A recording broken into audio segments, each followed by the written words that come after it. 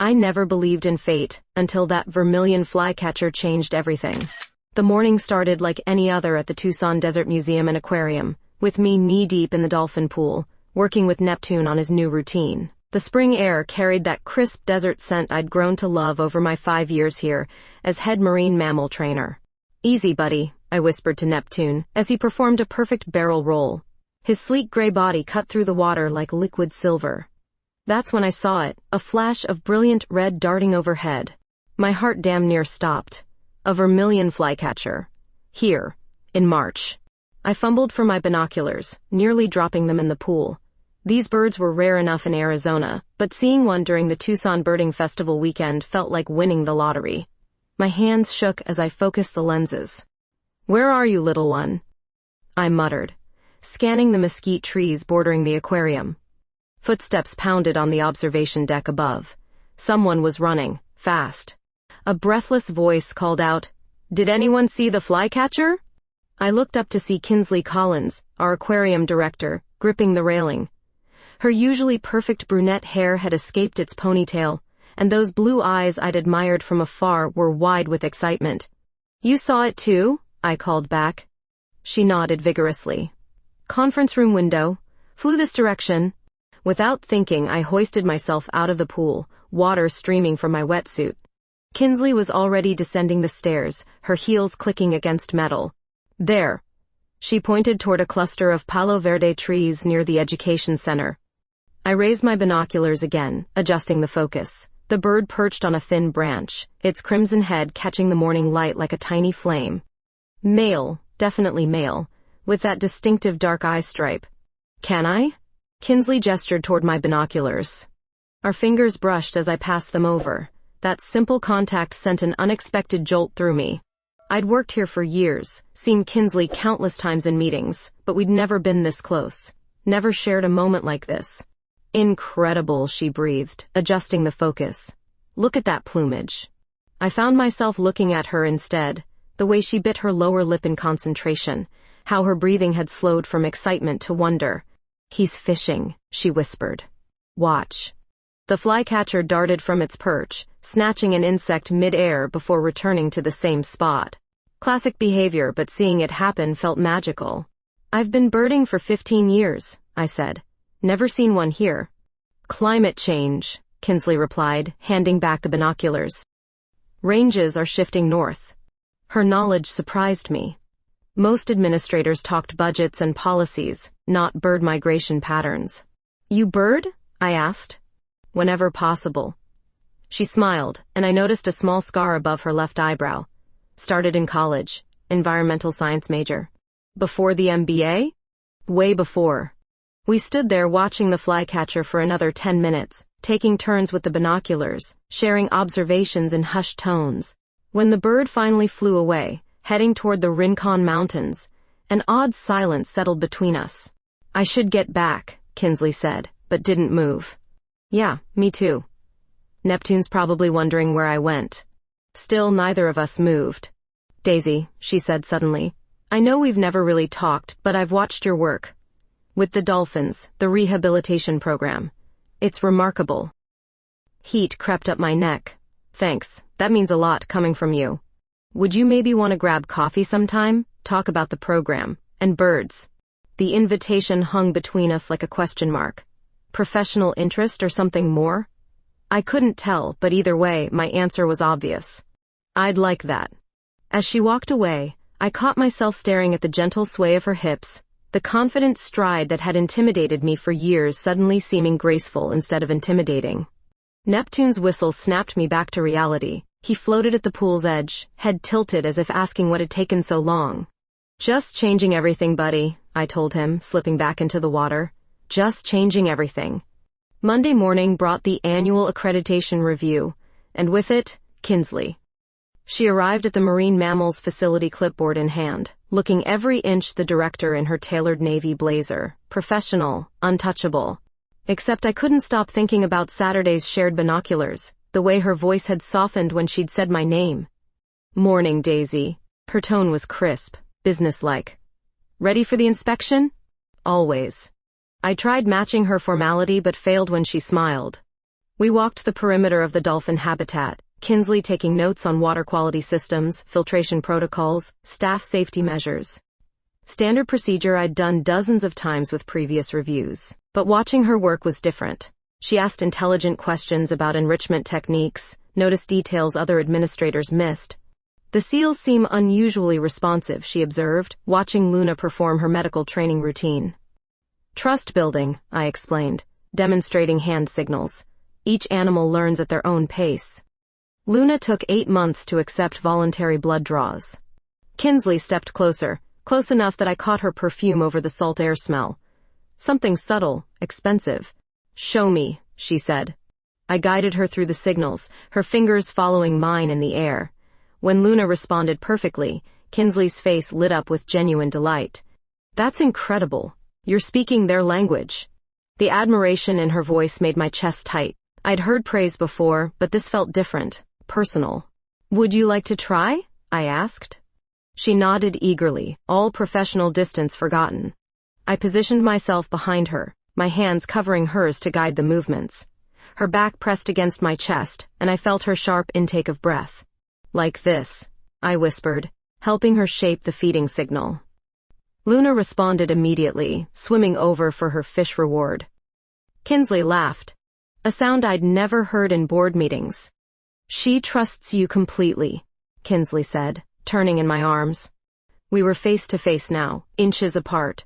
Her blue eyes had gone dark, pupils dilated, time slowed. The splash of pool water, distant voices from the education center, all faded to background noise. Kinsley, I started, but couldn't finish the thought. Her gaze dropped to my lips. My heart hammered against my ribs. I requested this inspection, she said quietly. I wanted to see you work. Before I could process that confession, her phone buzzed. Reality crashed back. She stepped away, checking the message. Board meeting in 20 minutes, she said, the professional mask sliding back into place. We'll continue this later. Later came after closing time. I was securing the dolphin area when I heard footsteps on the pool deck. Thought you might want to see the new filtration system, Kinsley called out. A weak excuse, but I didn't care. After hours, the facility felt different. Quieter, more intimate. Technical specs changed since your last review, I said, playing along. She'd changed from her blazer into jeans and a soft green sweater that made her eyes jewel bright. Her hair hung loose around her shoulders. Show me everything, she said, and the way she said it made my skin warm. We walked the equipment areas, our conversation drifting from water chemistry to personal stories. She told me about her college research on marine ecosystems, how administrative work had pulled her away from hands-on conservation. Sometimes I miss being in the field, she admitted, trailing her fingers along a pipe housing, getting dirty, making discoveries. Why don't you anymore? Responsibility, politics, fear of losing funding for programs like yours. The admission surprised me. I'd always seen her as untouchable, politically savvy, not someone who sacrificed personal dreams for others. We ended up in the underwater viewing area beneath the main tank. Moonlight filtered through the water, creating dancing patterns on the glass. Neptune and his pod had settled for the night, gliding past like gentle giants. Beautiful, Kinsley breathed, watching them move. Yeah, I said, but I was looking at her profile, the way moonlight caught the curve of her jaw. She turned and caught me staring. Daisy? This time nothing interrupted us. She stepped forward, her hand finding my cheek. I leaned into the touch, my eyes closing. This is complicated, she whispered. I know. I'm your boss. I know. She kissed me anyway. Soft at first, questioning, then deeper when I responded. Her mouth was warm, tasting faintly of mint and possibility. I pulled her closer, desperate for more contact, and she melted against me with a quiet sigh. When we finally broke apart, she rested her forehead against mine. This changes everything, she said. Good, I replied, and kissed her again. The budget meeting lasted 3 excruciating hours. I watched Kinsley field questions about cost cuts, her composure never slipping even when board member Thompson suggested eliminating the marine mammal program entirely. Ms. Watson's team maintains a 97% success rate with rescues, Kinsley said coolly. Cutting that program would damage our conservation reputation irreparably. She didn't look at me during the meeting. But afterward, I found a note tucked under my office door. Stay late. We need to talk. By 8 p.m., the aquarium was empty except for security. I found Kinsley in her office, door open, staring at spreadsheets that definitely weren't balancing in our favor. How bad? I asked. Bad enough that I'm fighting for your program every damn day. She rubbed her temples. Thompson wants your position eliminated. Half your staff reassigned. The weight of it hit me hard. 5 years building this program, training these animals, and politics could erase it all. Maybe I should transfer, I said. Remove the complication. Her head snapped up.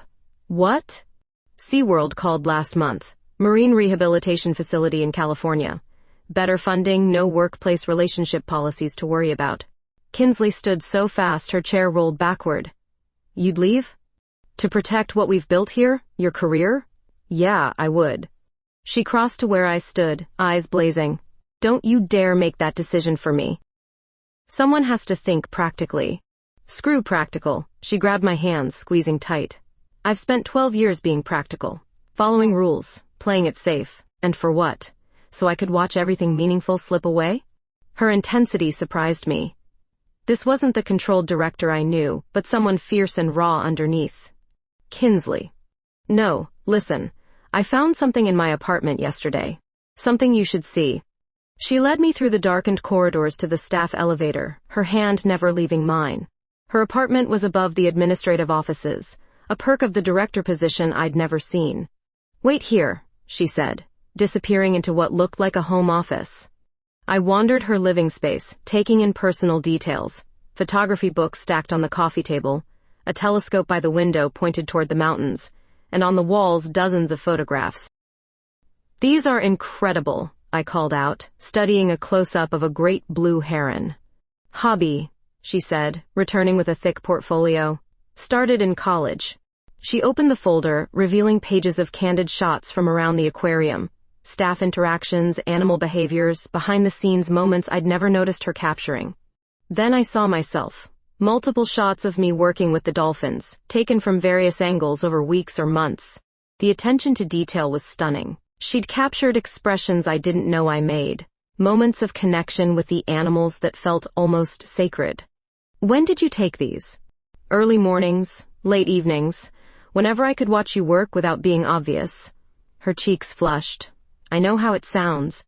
It sounds like you've been watching me for a long time. Months, she admitted. Since you started the Seal Pup rehabilitation program, you were so gentle with that injured female, so patient. I couldn't stop thinking about what kind of person dedicates their life to healing other creatures. I flipped through more images, seeing myself through her eyes. Professional admiration mixed with something deeper, more personal. You see me differently than I see myself, I said. I see who you really are. The air between us changed, charged with unspoken possibilities. When I looked up from the photographs, she was watching me with an intensity that made my breath catch. Kinsley. She stepped closer, her fingers trailing along my jaw. I've been hiding behind professional distance for too long. This time, there was no hesitation. She kissed me like she meant it, like she'd been thinking about it for weeks. I dropped the portfolio, photographs scattering across the hardwood floor as I pulled her closer. Her apartment was quiet except for our breathing, the soft sounds of discovery. She led me to her bedroom, moonlight streaming through sheer curtains. We undressed slowly, taking time to explore, to learn. Her skin was silk under my hands, responsive to every touch. When she arched beneath me, whispering my name like a prayer, I knew there was no going back from this.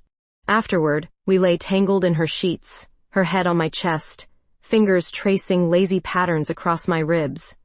The board can't know, she said quietly. I know. If they find out, it won't just be your program that suffers. I tilted her chin up, meeting her eyes. Then we'll be careful. She smiled, soft and vulnerable in a way I'd never seen. Think this is worth the risk? I kissed her forehead, breathing in the scent of her shampoo. You're worth every risk. But even as I said it, a cold certainty settled in my chest. Someone would find out eventually. Someone always did. 3 weeks of stolen moments. Early morning coffee in Kinsley's office before the staff arrived. Lingering touches during facility tours. Text messages that walked the line between professional and personal. We'd gotten careful, maybe too careful. That's why the email hit like a sledgehammer. I was reviewing Neptune's dietary requirements when my computer pinged. Anonymous sender. Subject line, workplace ethics violation report. My blood turned to ice as I read, Director Collins has been engaging in inappropriate personal relationships with subordinate staff. This behavior violates aquarium policies and creates liability issues. Immediate investigation recommended. The email had been sent to the entire board of directors. My hands shook as I forwarded it to Kinsley. Within minutes, my phone buzzed. My office. Now. I found her pacing behind her desk, jaw clenched, that careful composure cracking around the edges. Someone's been watching us, she said without preamble. Any idea who?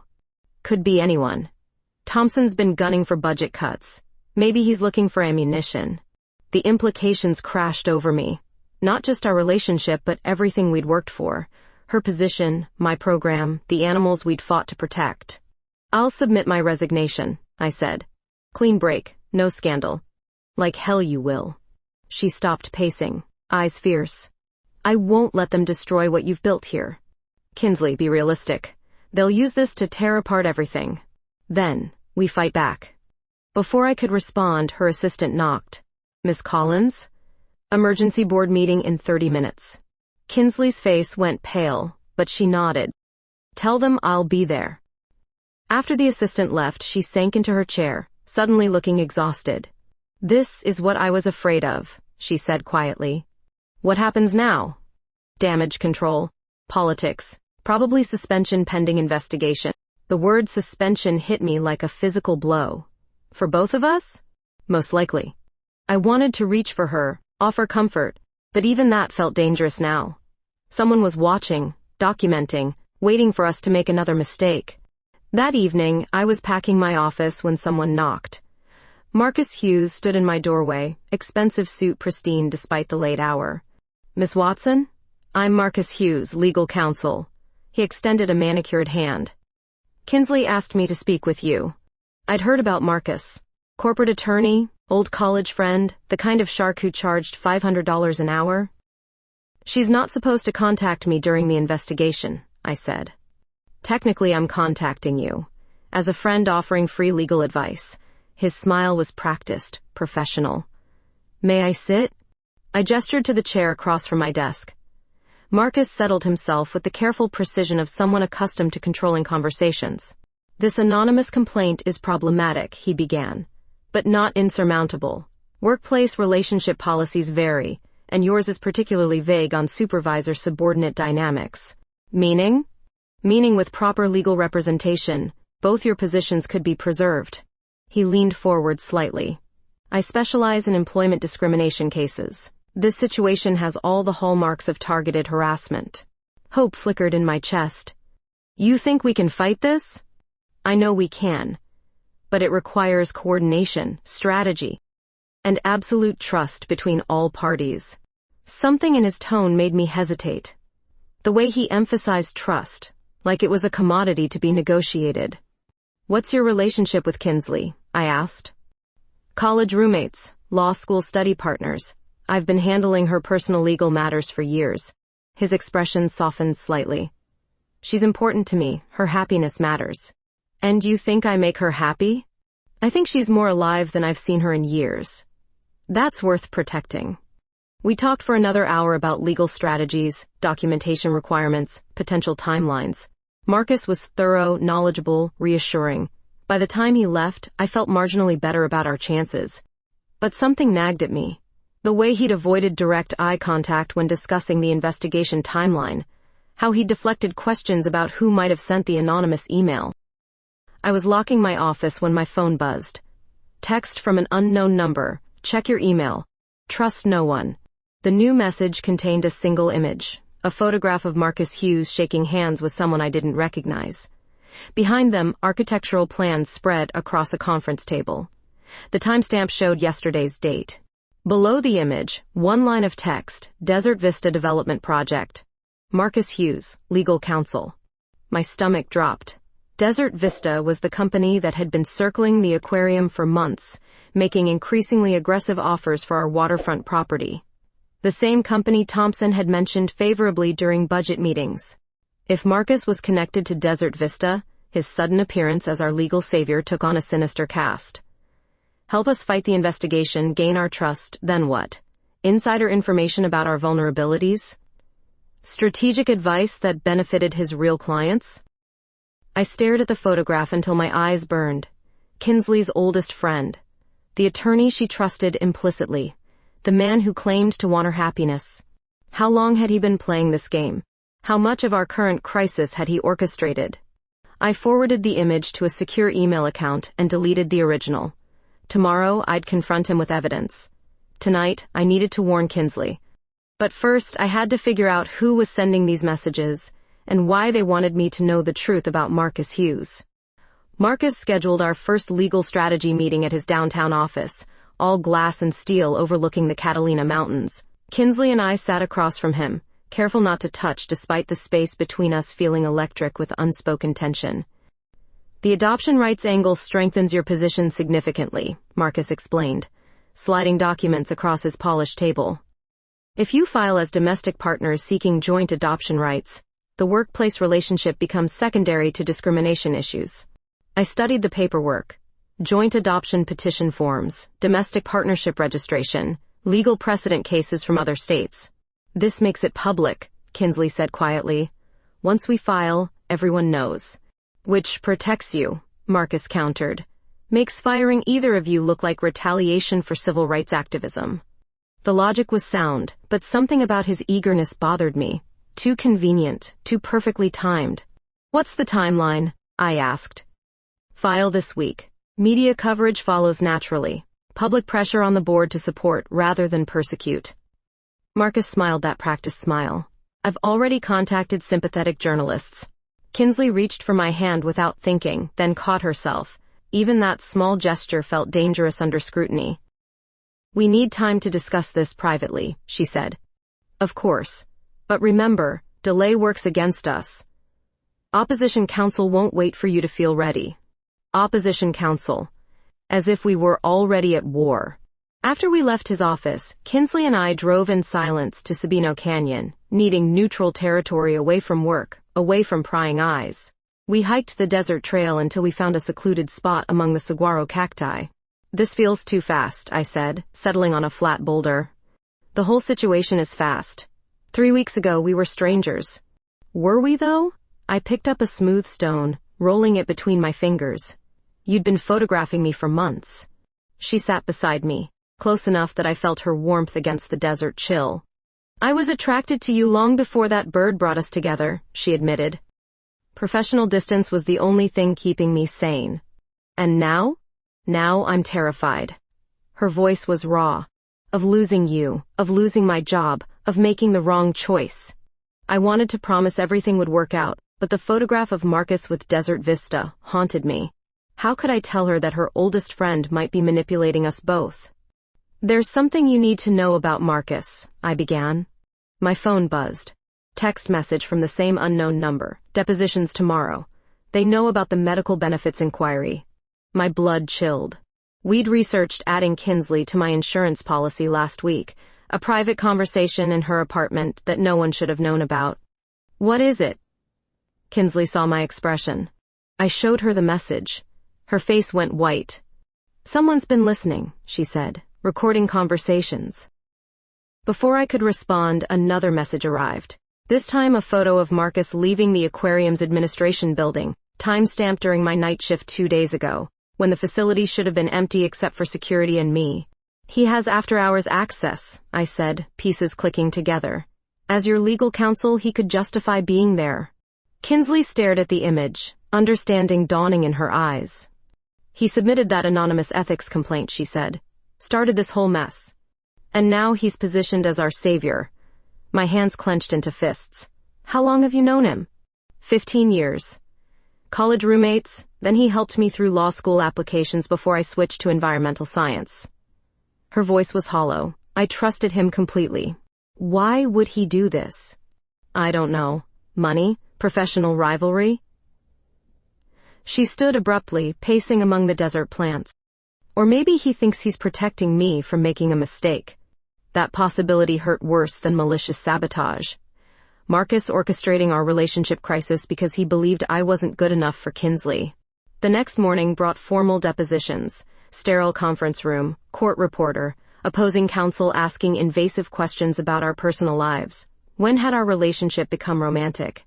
Had we used company resources for personal meetings? Did we discuss confidential business matters during intimate moments? Each question felt designed to humiliate rather than establish facts. I watched Kinsley maintain perfect composure, even when they asked about our physical relationship with clinical detachment. Our partnership extends beyond personal attraction, she said firmly. Ms. Watson's conservation expertise aligns with this aquarium's mission.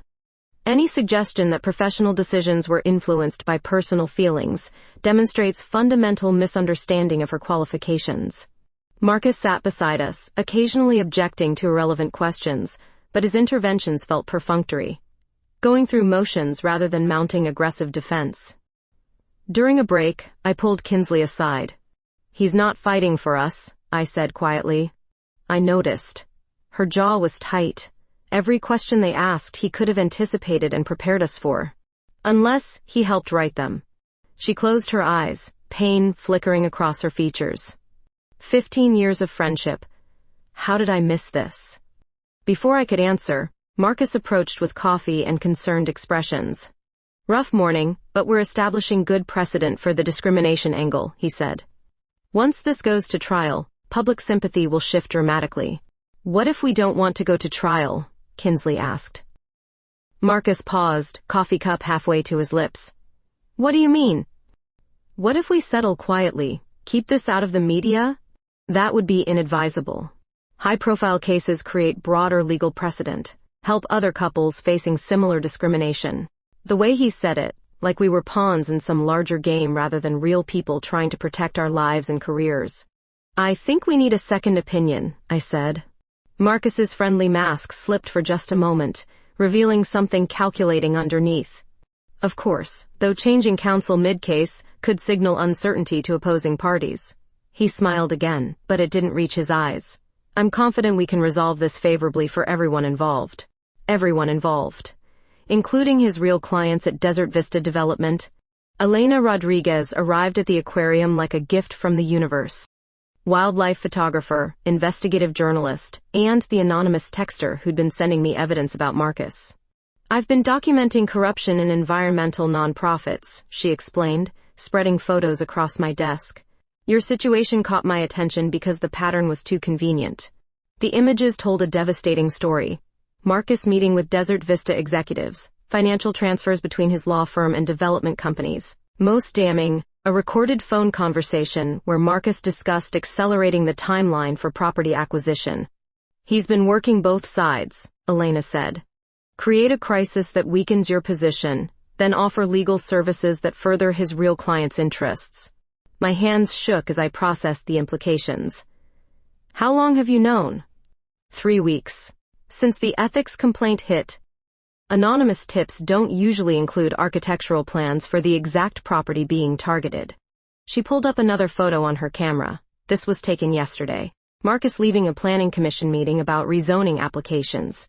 The evidence was overwhelming, but proving it meant destroying Kinsley's oldest friendship. "She needs to see this," I said finally.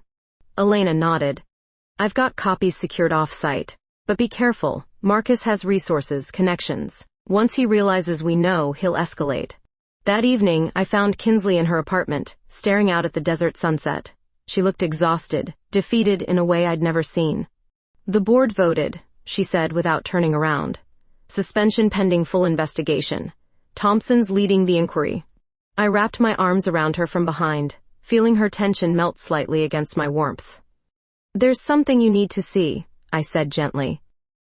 I showed her Elena's photographs, explained the paper trail connecting Marcus to Desert Vista. With each image, I watched her face change from disbelief to anger to cold fury. 15 years, she said finally. "He helped me through my parents' divorce, graduate school applications, my first director interview. All while planning this. Maybe he convinced himself he was protecting you. By destroying everything I've built, She turned in my arms, eyes blazing. By manipulating our relationship for corporate profit? Her phone rang. Marcus's name on the caller ID. Answer it, I said, but put it on speaker. Kinsley's hand trembled as she accepted the call. Kinsley, we need to talk. New developments in the case. What kind of developments? Opposition counsel is offering settlement terms, generous severance for both you and Daisy, plus non-disclosure agreements. His voice was smooth, persuasive. Clean resolution without messy public trial. How generous.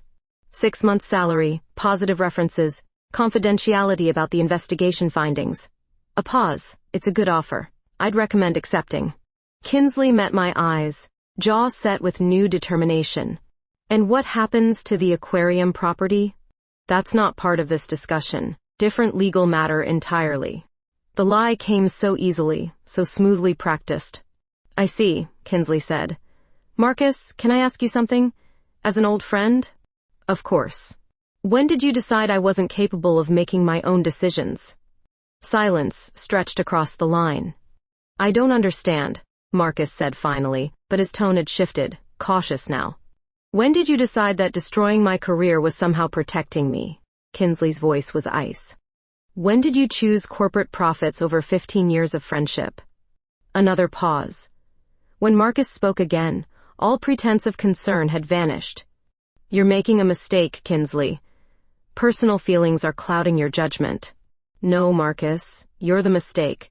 And tomorrow morning, I'm holding a press conference to announce that my personal relationship is nobody's business but mine.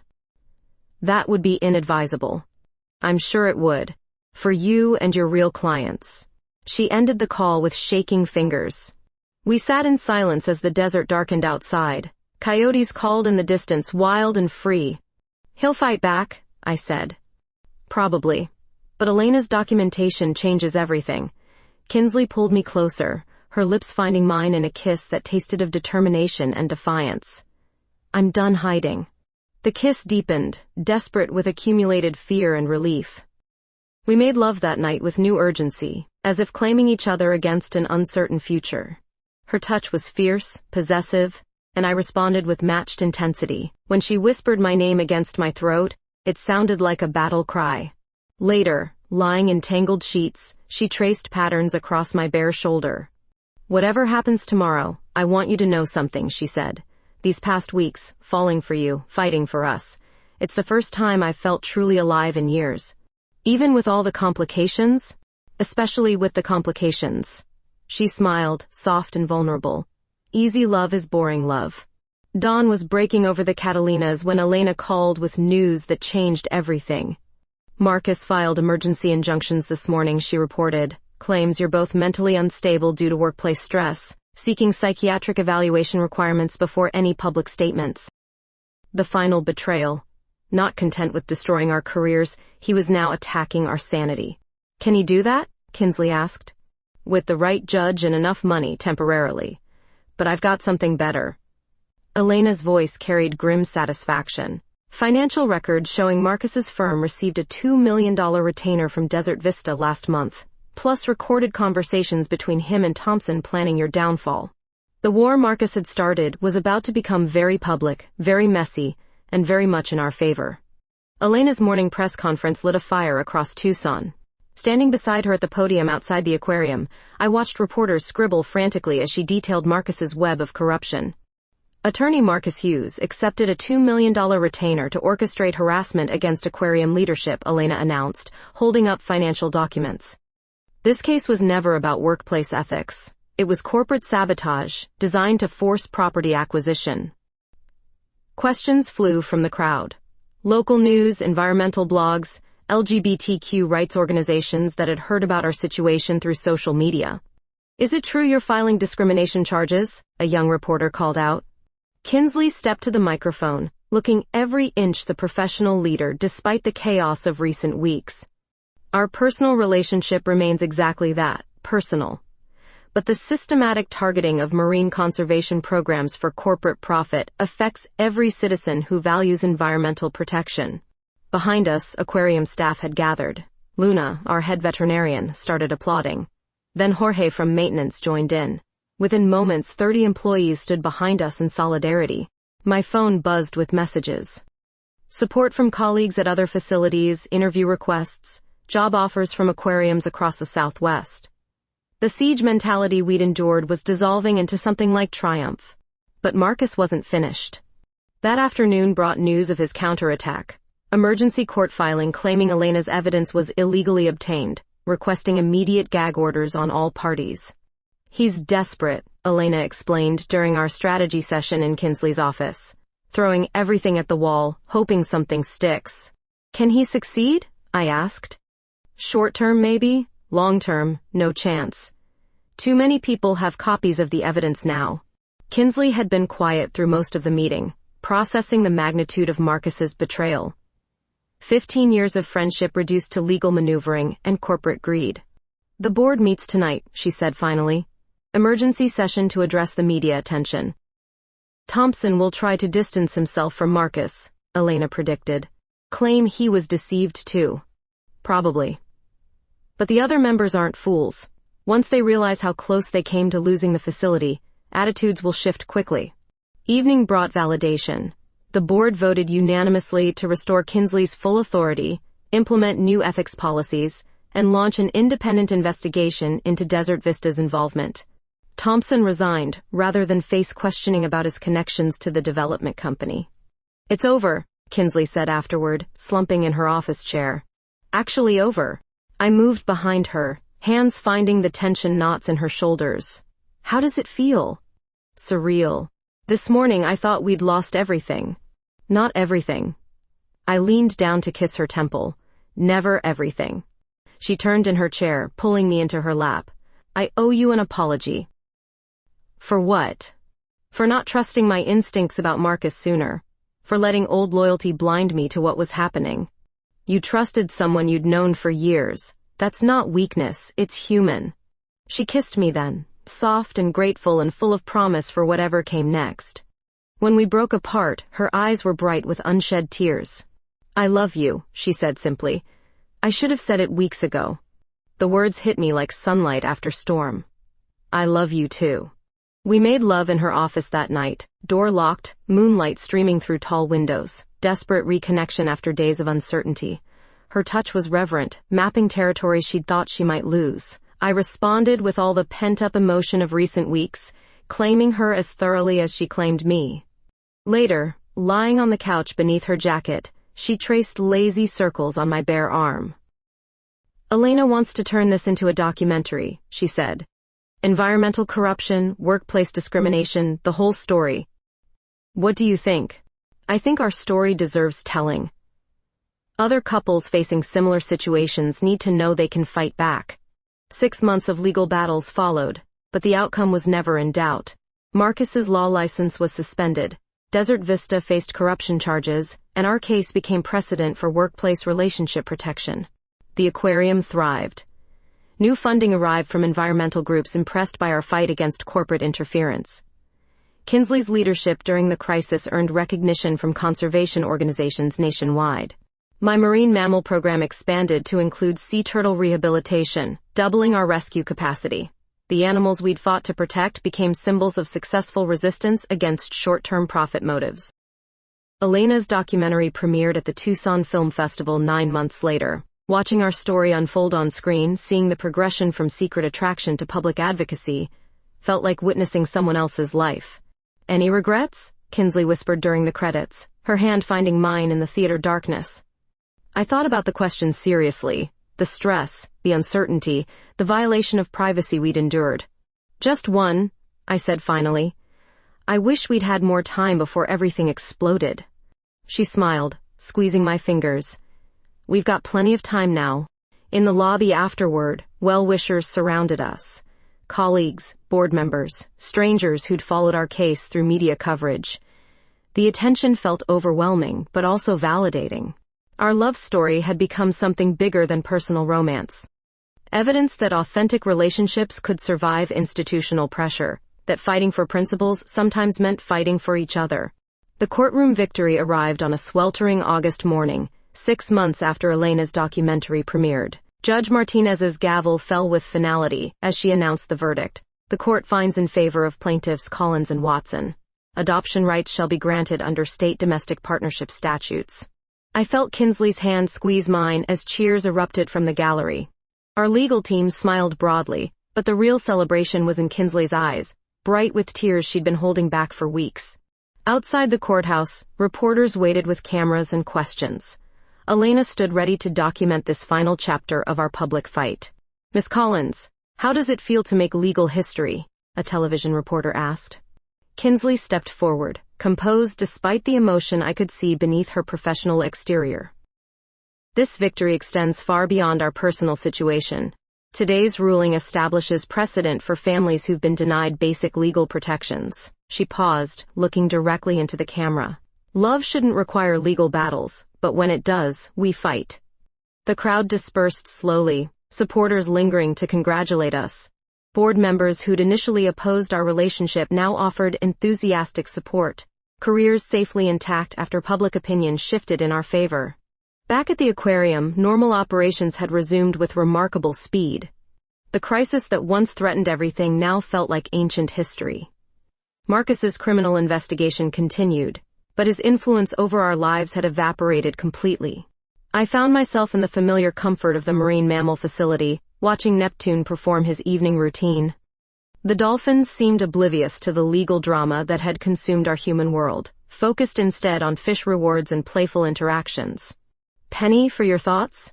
Kinsley appeared beside me, still wearing her courtroom blazer but with shoes kicked off, bare feet on the pool deck. "Just thinking about how much has changed since that morning we saw the flycatcher." "Everything changed," she agreed. "But somehow we're still here. Better than here, stronger." She moved closer, her arms sliding around my waist with the easy familiarity we'd earned through months of public scrutiny. "The funding came through," she said quietly. "Full approval for your sea turtle rehabilitation expansion." The news should have excited me, but something in her tone suggested complexity. "That's incredible. Why don't you sound happier?" "Because it comes with a catch. The Marine Biology Foundation wants to feature our program in their national campaign. More media attention, more public appearances." I understood her hesitation. We'd fought so hard for privacy, for the right to love each other without public commentary. Success meant sacrificing the quiet life we'd hoped to rebuild. "What do you want to do?" I asked. "I want to ask what you want to do. This affects your career as much as mine." I watched Neptune glide past, graceful and purposeful. These animals had taught me about adaptation, about thriving despite environmental pressures. Maybe our relationship could do the same. "I think we keep fighting," I said finally. "Not for ourselves anymore, but for everyone who comes after us." Relief flooded her expression. "I was hoping you'd say that." That night, we celebrated privately in her apartment, away from cameras and public obligations. Wine and takeout from our favorite Mexican restaurant, comfortable clothes, the luxury of being ordinary after months of extraordinary circumstances. Elena called, Kinsley mentioned, refilling our glasses. The documentaries being picked up for national distribution, educational markets, streaming platforms, the works. "How do you feel about that?" "Proud, terrified, ready to be done with fame but grateful for the platform." She curled up beside me on the couch, mostly grateful that we survived it together. I kissed her temple, tasting salt and satisfaction. "Think we'll ever have a quiet, boring relationship?" "Probably not. Is that okay with you?" I considered the question seriously. The chaos had been exhausting, invasive, occasionally dangerous. But it had also revealed depths in both of us we might never have discovered otherwise. "I think boring is overrated," I said. She laughed, the sound rich and unguarded. "Good thing, because I have a confession." "What kind of confession?" "I've been thinking about expanding beyond marine mammals, adding a birds of prey rehabilitation program." Her eyes sparkled with mischief, specifically flycatcher conservation research. The irony was perfect. The bird that brought us together becoming the foundation for our next professional adventure. "Full circle," I murmured. "Full circle," she agreed, then kissed me with the passion of someone who'd fought for the right to love freely. We made love with new appreciation for privacy, for the simple gift of choosing our own pace without external pressure. Her touch was both familiar and surprising, months of discovery having taught us exactly how to please each other. When she whispered my name against my throat, it carried the weight of everything we'd overcome together. Later, lying in comfortable silence, I thought about the future. The challenges that would come with expanded programs, continued public attention, the ongoing work of building something meaningful together. No regrets? Kinsley asked, echoing my question from the film premiere. None, I said without hesitation. Though I reserve the right to change my mind if you try to add reptiles to the facility. She laughed again, pulling me closer. Deal. But I make no promises about amphibians. Outside, desert night settled over Tucson, vast and patient and full of possibilities. Tomorrow would bring new responsibilities, fresh challenges, the ongoing work of love in the public eye. But tonight was ours alone. 6 months after the court victory, I stood on the observation deck watching Luna work with her newest patient, a juvenile sea turtle named Phoenix. The rehabilitation facility buzzed with activity, volunteers documenting recovery progress, researchers collecting behavioral data. Everything we'd fought for had materialized beyond our most optimistic projections. The National Geographic crew arrives next week, Kinsley announced, joining me at the railing.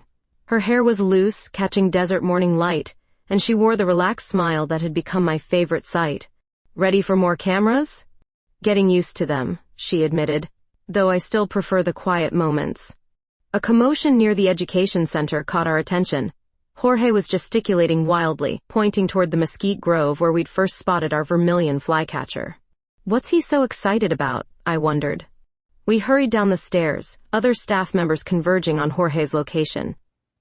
Elena appeared with her camera, already snapping photos of something in the trees. There, Jorge pointed. 2 of them, nesting pair. Through my binoculars I spotted the distinctive flash of red. Not one flycatcher, but 2, busy constructing a nest in the fork of an ancient mesquite, male and female, working together with focused determination. They're building a permanent home, Kinsley breathed, wonder in her voice. The symbolism was almost too perfect. These rare birds had chosen our facility as their sanctuary, just as we'd chosen to build our life here despite all the chaos that had surrounded us. Elena lowered her camera, grinning broadly. This is your real happy ending, not the court case or media attention, but this. Wildlife thriving because of what you've protected. Over the following weeks, the flycatcher pair became local celebrities. Birdwatchers arrived daily hoping for glimpses. Environmental groups pointed to them as success stories of habitat conservation. The aquarium's visitor numbers doubled. But for Kinsley and me, they represented something more personal. Proof that some relationships survive external pressures, that love can indeed build lasting homes in unlikely places. The adoption ceremony took place on a crisp December morning, exactly 1 year after that first bird sighting. Small gathering at the courthouse, followed by celebration at the facility with our chosen family of colleagues and friends. Judge Martinez herself performed the ceremony, having followed our story from legal challenge to conservation victory. By the power vested in me by the state of Arizona, I pronounce you legally recognized domestic partners, she announced to scattered applause. Kinsley and I exchanged simple gold bands, promises whispered for each other's ears alone. When we kissed, sealing our commitment before witnesses, I tasted salt tears that might have been mine or hers or both.